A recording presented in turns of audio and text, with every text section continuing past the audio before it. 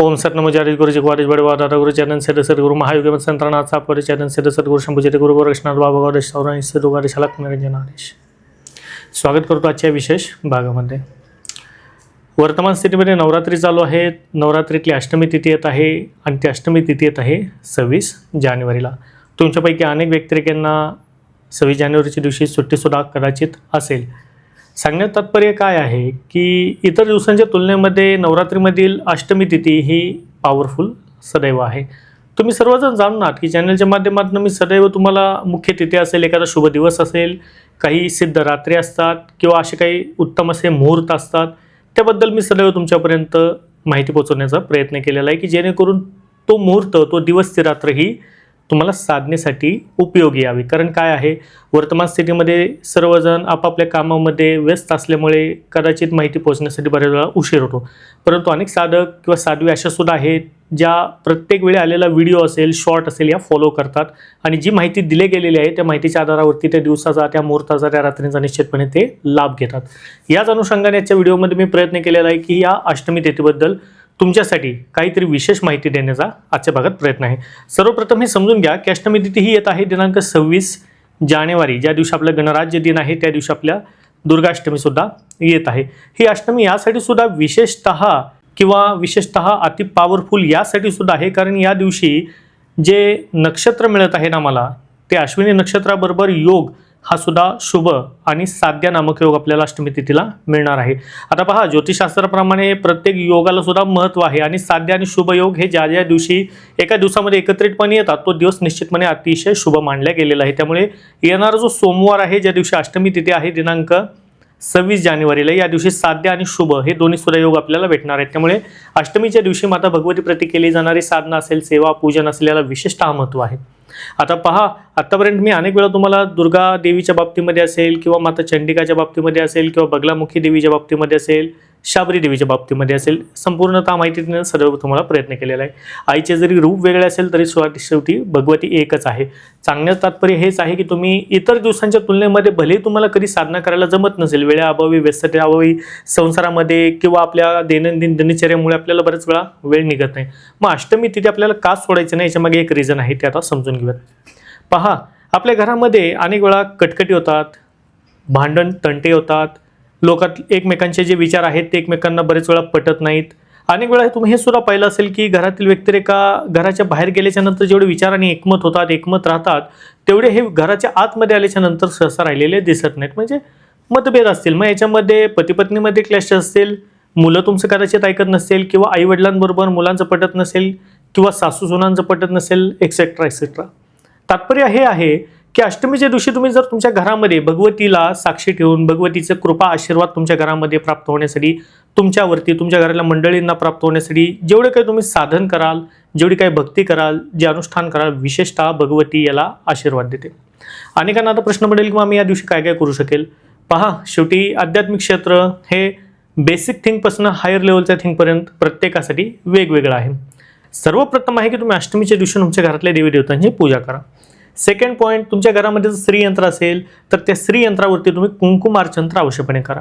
कुंकुमार्चन कशा रीतीने केलं गेलं पाहिजे हे मी बगलामुखीच्या दीक्षेमध्ये शिकवलेलं आहे. तरीसुद्धा तुम्ही ललिता त्रिपुर सुंदरीचं स्तोत्र येते, जे तुम्ही तुमच्या यूट्यूबवरती सुद्धा लावू शकता.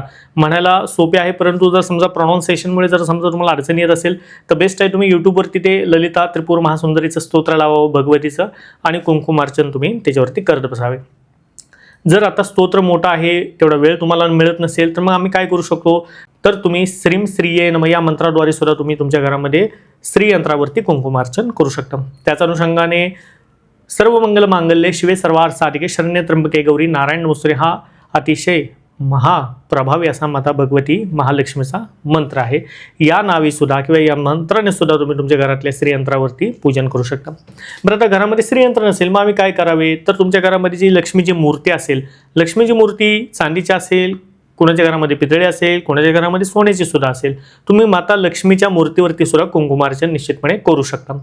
थर्ड पॉईंट, या व्यतिरिक्त आम्ही काय करू शकतो, तर निश्चितपणे तुम्ही तुमच्या घरातल्या जी घरामध्ये जी देवी असेल, कुणाच्या घरामध्ये रेणुका माता असेल, कुणाच्या घरामध्ये सप्तशृंगी माता असेल, कुणाच्या घरामध्ये माता महालक्ष्मीचं स्वरूप असेल किंवा जी देवी देवता तुमच्या घरामध्ये आहे, विशेषतः देवी, तुम्ही देवी समोर हात जोडून आणि देवीचं जे एखादं स्तोत्र असेल, पाठ असेल, ते सुद्धा तुम्ही या खास करून अष्टमीच्या दिवशी करू शकता. अष्टमीच्या दिवशी घरातल्या देवीच्या प्रतिमेस म्हणा किंवा मूर्तीस म्हणा जास्वंदीचं लाल फूल वाहण्याचा अवश्यपणे प्रयत्न करा.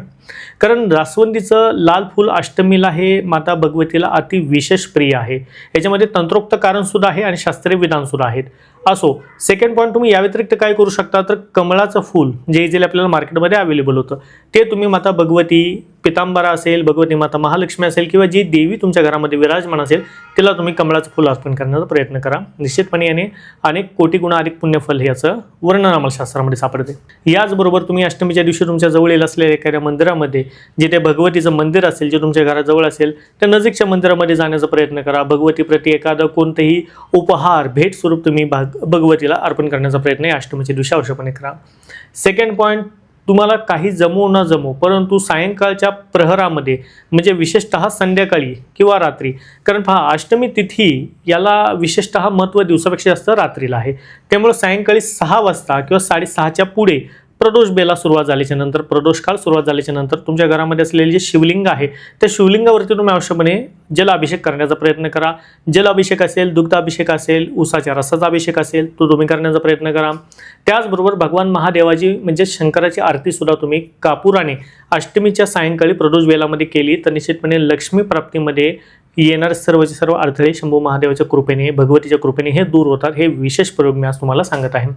अष्टमीच्या सायंकाळी तुम्ही भगवतीच्या बरोबरच महादेवाची शिवलिंगावरती पूजन करून, शिवलिंगाला तुम्ही आरती ओवाळून, आरती करून साखरेचा प्रसाद किंवा जो जमेल त्या अनुषंगाने तुम्ही नैवेद्य तिथे अर्पण करावं. अष्टमीच्या रात्री विशेषतः महत्त्व येते साधना किंवा अनुष्ठानला. तुम्ही जी साधना, ज्या अनुषंगाने आजपर्यंत कोणत्याही साधना तुम्ही केलेल्या असाल, भगवतीच्या किंवा माझ्याकडनं दीक्षित घेऊन तुम्ही जेवढे साधना शिकलेला असाल, शाबरी कवच असेल, चंडी कवच असेल किंवा बगलामुखी मातेची दीक्षा असेल, या अनुषंगाने तुम्ही एखादी कोणतीही साधना या अष्टमीच्या दिवशी आवश्यकपणे त्याचं पुनश्चरण करायचं आहे.